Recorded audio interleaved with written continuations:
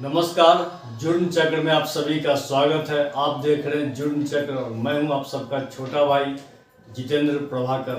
और आशा करते हैं कि आप लोग सब अच्छे होंगे, स्वस्थ होंगे, मस्त होंगे, खुश होंगे।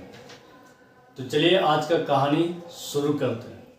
आज की कहानी बिहार राज्य के सहरसा ज़िले से है। सहरसा ज़िला में एक थाना है जिसका नाम है महिषी। ये कहानी उसी थाना क्षेत्र के एक गांव की घटना है और ये घटना कहें तो बहुत ही दुर्भाग्यपूर्ण, बहुत ही अफसोसजनक ये घटना है। महिषी थाना क्षेत्र के गांव के खेत में तड़के सुबह, मतलब सुबह की ये बात है, सुबह सुबह लोग खेतों में एक लाश देखते हैं, वो भी एक लड़की की। लाश देखने के बाद पूरे इलाके में, पूरे गांव में आग की लहर फैल गई, पूरा सनसनी फैल गया, पूरा गांव वालों का भीड़ इकट्ठा हो गया। तभी लोगों की नज़र उस लाश से कुछ ही दूरी पे एक लड़की और बेहोश पड़ी हुई थी, पूरा गंभीर हालत में। इस घटना से पूरे गांव में सनसनी फैल गया। आनन फानन में लोगों ने पुलिस को कॉल किया। कुछ ही देर के बाद पुलिस आई।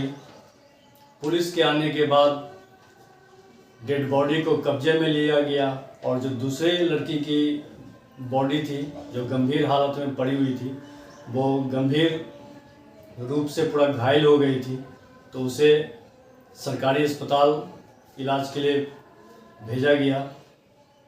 और साथ ही जो डेड बॉडी थी लड़की की, उस डेड बॉडी को देखने से ऐसा लग रहा था कि जैसे इसकी किसी ने बड़ी बेरहमी से हत्या कर दी है।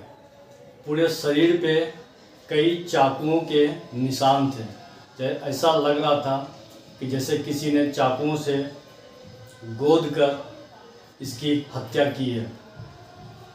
पुलिस आई, जांच शुरू हुई।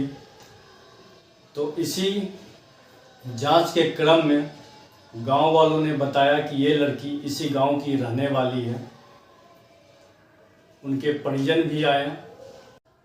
परिजनों के आने के बाद वो लड़की की पहचान अपने बेटी के रूप में हुई और जो दूसरी लड़की थी जो गंभीर हालत में पड़ी मिली, उसकी पहचान उसकी सहेली के रूप में हुई। इसका मतलब कि दोनों जो लड़कियां थी वो दोनों एक दूसरे की सहेली थी। तो जांच के क्रम में आगे पता चला, जैसा कि उस लड़की के परिजनों ने बयान दिया पुलिस को, परिजनों ने गांव के पास का ही एक गांव के एक लड़के को आरोपी बनाया। परिजनों ने कहा कि इस हत्या में उस लड़का का हाथ हो सकता है। आनन फानन में पुलिस उस लड़के के गांव पहुंची और कुछ ही देर के बाद उस लड़के को गिरफ्तार कर लिया गया। पुलिस हिरासत में उस लड़के को लेने के बाद पुलिस उससे पूछताछ करती है। थोड़ी देर इधर उधर झूठ मूठ की बातें बोलने के बाद वो लास्ट में जब पुलिस अपने तरीके से पूछताछ करने लगी तब वो लड़का टूट गया और उसने एक कहानी सुनाई। उसने एक कहानी सुनाई जो कि बहुत ही दिल दहलाने वाली ये घटना है। उसने बताया कि और वो ये जो लड़का है, मैं आपको बता दूं, ये लड़का पहले से ऑलरेडी शादीशुदा है। तो इस लड़के ने बताया कि आज से करीब 6 महीना पहले उस लड़की से इसकी मुलाकात हुई थी। ये मुलाकात धीरे धीरे दोस्ती में बदल गई। दोस्ती में बदलने के बाद धीरे धीरे प्यार हो गया और दोनों एक दूसरे से प्यार करने लगे। इसी प्यार और मिलने जुलने के क्रम में ये सिलसिला, एक रिलेशन दोनों में चलता रहा। सब कुछ ठीक चल रहा था, लेकिन फिर एक दिन दोनों में किसी बात पे झगड़ा हुआ और इस लड़के ने इस झगड़े को इतना, मतलब ये समझा, इसने सोचा कि इसको ख़त्म कर देना, इसको मार देना।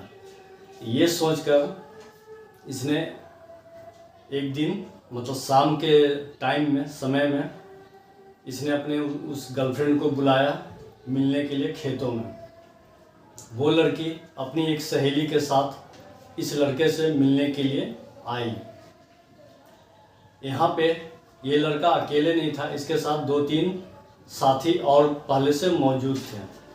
जब दोनों लड़की आई तो तीनों लड़का मिलकर इस लड़की के जो सहेली थी उसके साथ पहले रेप किया, उसके बाद उसको चाकू से गोद कर मार दिया।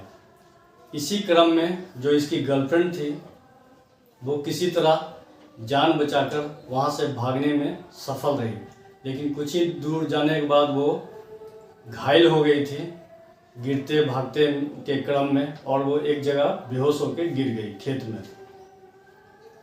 बाकी ये लड़के लोग हत्या करने के बाद उसकी लाश को उसी खेत में ही छोड़ दिया और वहाँ से ये लोग घर चले आए।